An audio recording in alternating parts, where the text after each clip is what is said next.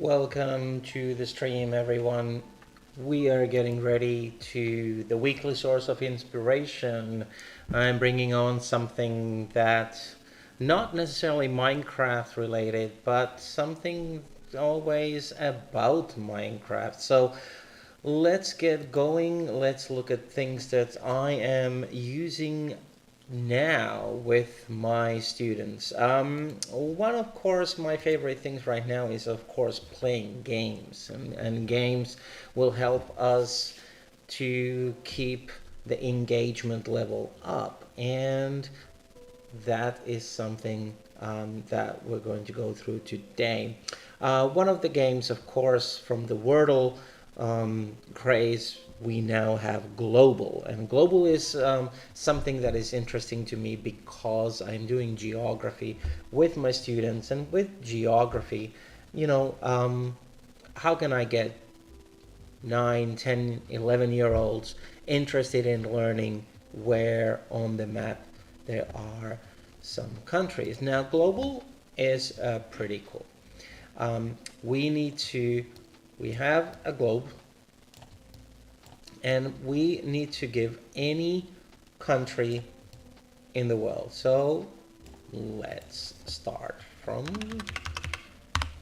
Sweden. And now, it's quite cold. So this is like hot and cold. So let's think what could be cold, a little further away, but maybe still in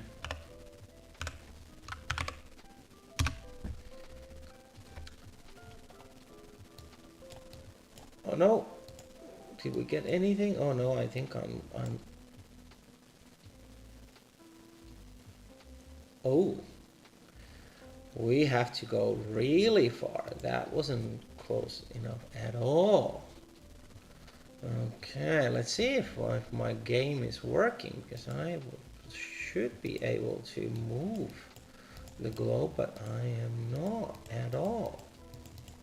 Okay, let's try reloading the whenever, here we go.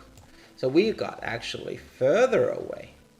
So Sweden is the closest. So now let's try another continent. Let's go to Canada. Let's see if we were any closer. Oh, okay. So now Canada was closer. It could be that it's in Asia or it's in South America. Well, let's try Peru. We're getting definitely closer. Now we're only 1,000 kilometers away. So maybe Argentina? No. There's something in between here, maybe.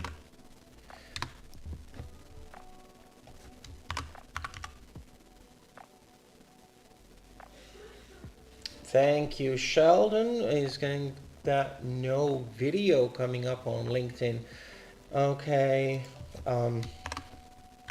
Let's hop over to YouTube. So I'm live on YouTube. I can see that, and I'm live on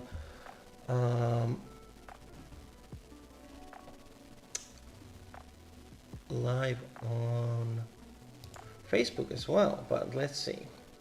Let me try to go on to and update my LinkedIn connection. Maybe that's it.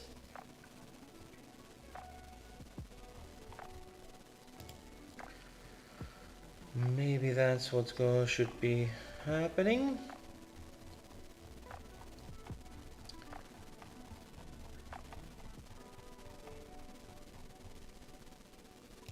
No, I do not get any complaints by my dashboard. Says that this is okay. Hopefully now working.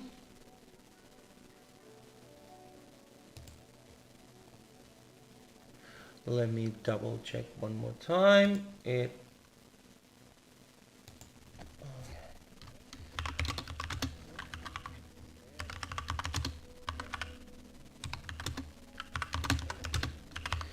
is working now on my end, so let's hopefully works now. Thank you for that. Okay, let's see if it was Bolivia. Ooh, we're getting off. Maybe it is the biggest country of them all. Brazil. No. Okay, we've got something here. Just less than 10 kilometers, so it is one of these. Oh, this really is bad because it's kind of like now, what is my own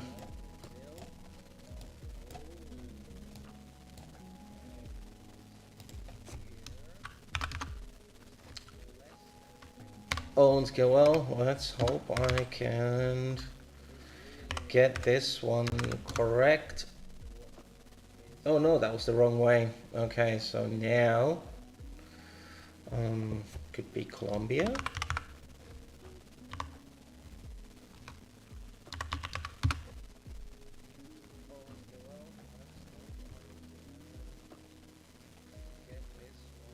No. Oh dear.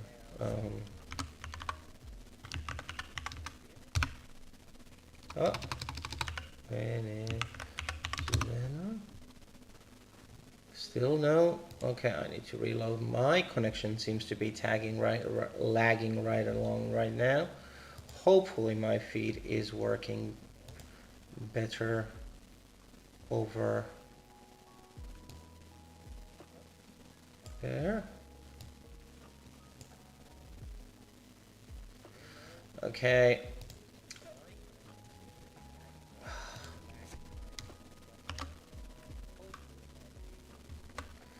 Guyana. Yay! Mystery country is Guyana. So this allows, of course, gives me now my score. Okay, today's guess is 11. This also allows us to collect information. We can get statistics, we can start keeping a score, and go from there, have some possibilities for creating authentic math connections there as well. My second favorite, or my current favorite really, is Cetera.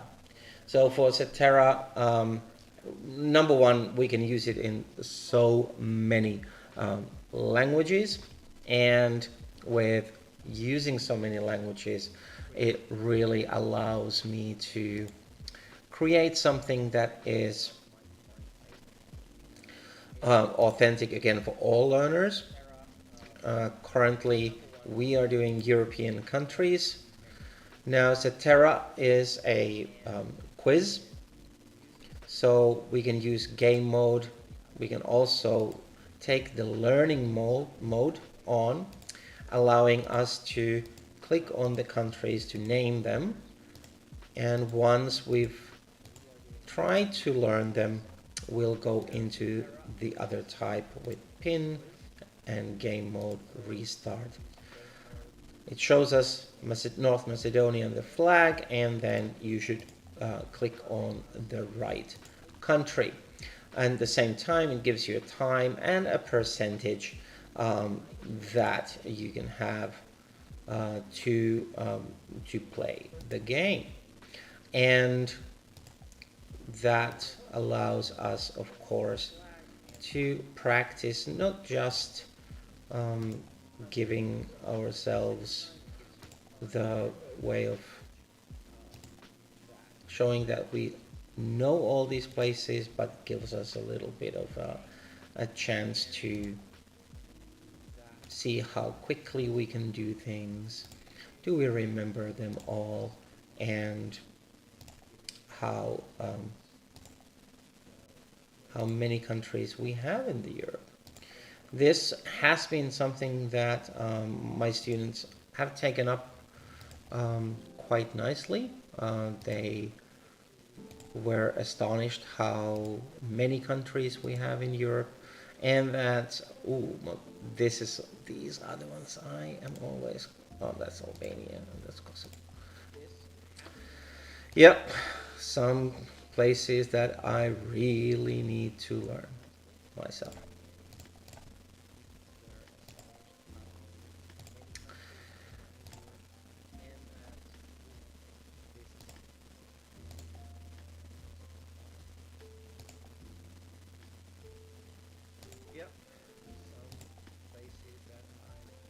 And the small ones here. Slovenia, Monaco.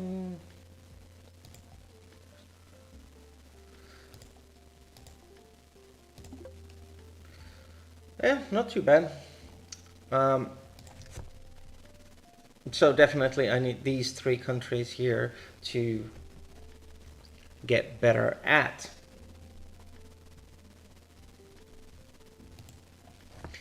Okay. The next thing what I'll do is I love Carmen San Diego, and I was super stoked that Google Earth still has Carmen San Diego up. So this here is something that I really love. So basically, what we're going to do is we're learning to do the uses of Google Earth and how we can look at around Google Earth, but it also is a game. It gives us really a nice way of playing. We get to go and explore different areas, but we need to also have some skills that are important. And one of these skills, of course, is to be able to read instructions. So now I realize that I have to use the magnifying glass to interview some of these people. I'm going to go to Buckingham Palace now for the Jubilee as well. And this gives me, oh, a reliable source told me she has changed her money for yen. Okay, so once we know that it's changed from money for yen, it is time for me to travel. So I'm going to use the airplane, and yen, I know that it's in Japan, Tokyo, here we come. Now, one more addition that I would love to be able to do here is to track my travel so that I would know the distance. This would be a great way to collect the information afterwards. Oh, there's Carmen. I must be on the right track. Talk to some of the, I'm talking, I need to use my, I want to go to Mount Fuji. Okay, let's see if we can see Carmen here. I heard she asked for a book about samba dancing. Ooh, Rio. Let's travel to Rio. One of the ways that I then added here is that I'm using CISO at school, so my students were taking screenshots of the locations that they went in, and then added their travel into a map on CISO so that they were documenting that way. Okay, let's see what we are going to be able to do here. Let's go up to the Christ the Redeemer statue. Ooh. And Sightseer says, okay, red, green, white, and black flag.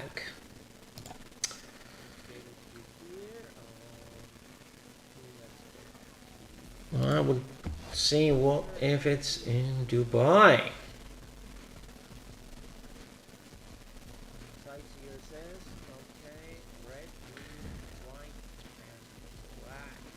Oh, there she is.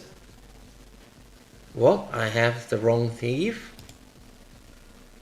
Oh, by Tigress, one of Vile's operatives. Okay, so what? Let's work together.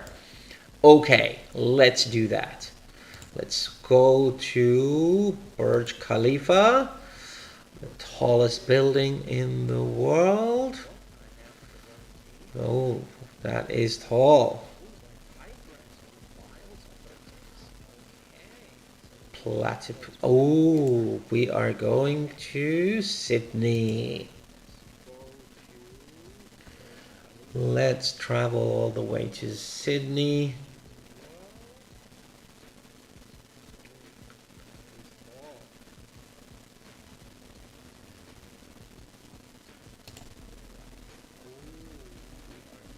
Sydney Opera House, of course. Iconic silhouette. Rumor has it thieves in town somewhere. In town. Did we have any other? I think Harbour Bridge is in town. Yep, that's right there.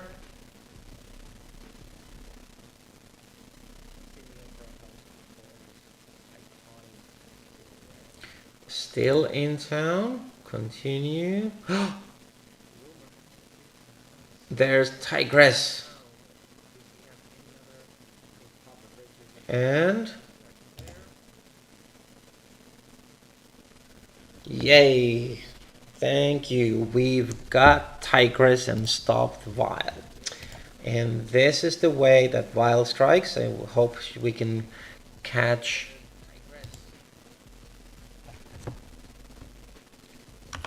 things again. Now there are 3 of Carmen Sandiego storylines like this. So if you feel like that your students did not get the hang of during that first time, then by all means you can play again, or you can do other things as well. Now, one of the best places where you want to go for catching things for Google Earth is the Google Earth education resources or inspirations. I use the resources, and then a classroom activity for Google Earth, and that gives you, for instance, the Carmen Sandiego things. You can also look at Earth. There's Earth for 6th graders with, for instance, guiding questions. Now there are 4th graders, 5th graders, and 6th graders. I'll just show you some of the guiding questions that they have. So for different subjects, different ideas, these are 15-minute activities. You want to keep it simple. You want to grab only 1 or 2 questions per time. And geography, math, science really doesn't depend on your subject expertise. It is something that you can use for any of these activities.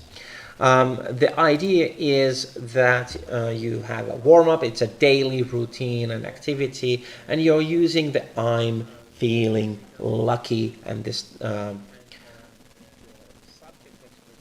idea with Google Earth. So basically you are giving it up to a chance. When Google Earth loads, you have your menu here on this side. Oh, I'm not taking Carmen Sandiego this time. We are moving away, and you get the Voyager out, and you can click on any of the tools that we have. Oh.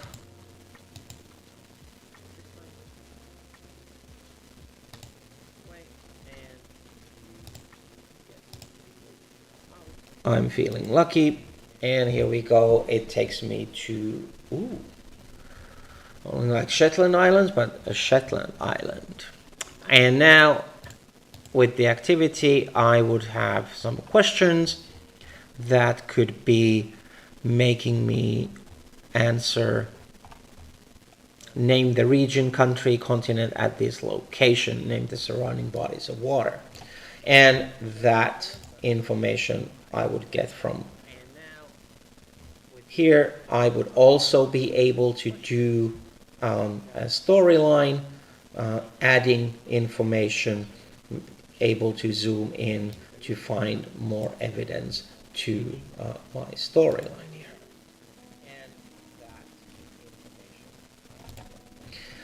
So that is something that I'm using quite a bit. The second thing that I'm using is I'm using Google Maps.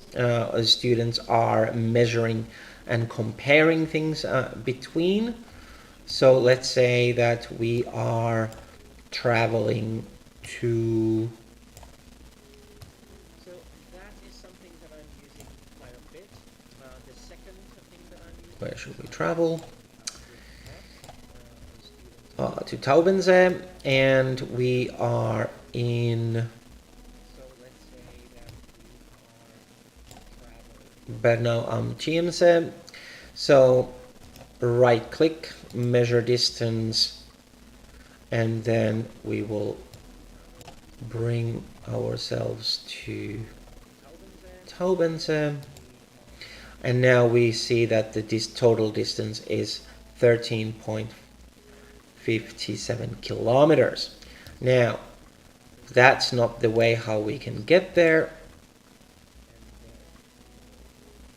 So what we have to do is that then, now that I know that that is the distance, how can I travel to this distance? Let's say I'll take directions.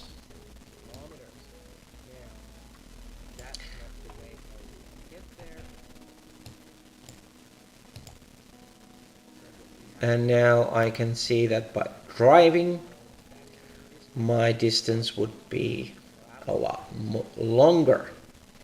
And this is students get to also, and again, we can take that distance. We use, for this, my favorite tool is to use the the Nimbus Capture, visible part of page, and then students will write their distances. They will also give their ideas of which route they would take and why over to this location.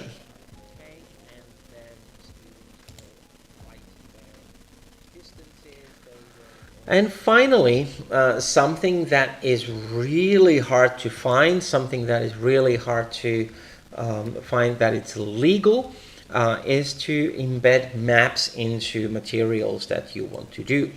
Now, brightcarbon.com in their blog has an editable map for Google Slides that you can get for free, and it does work. I am truly astonished how well this works. So basically it is an image. It is an image that is grouped. So you can ungroup and you can select different areas on your map. You can delete parts of your map. You can change the coloring up any way that you want. And you can bring in text, different layers, different areas. And this allows your students to create custom maps, create and different kinds of activities. For instance, naming the countries. After they used Cetera to learn them, they could name them. They can create their own unique maps. What is really nice about this is that let me take is that whilst you hold everything down and create your maps, you can really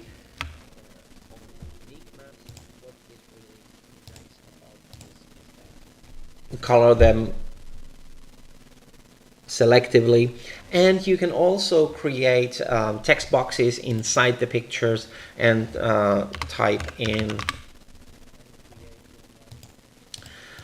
for naming different areas and different countries, and this really allowed you to be as creative as possible in creating new types of ideas for your students. Now, I'm using these so that the students are creating kind of passport, country fact files, finding out the neighboring countries, and then creating Quizlets or Kahoots out of those. So that's the weekly inspiration from me for today. Tomorrow we're going to play some Minecraft at 8 o'clock Central European time. So if you want to play Minecraft, if you want to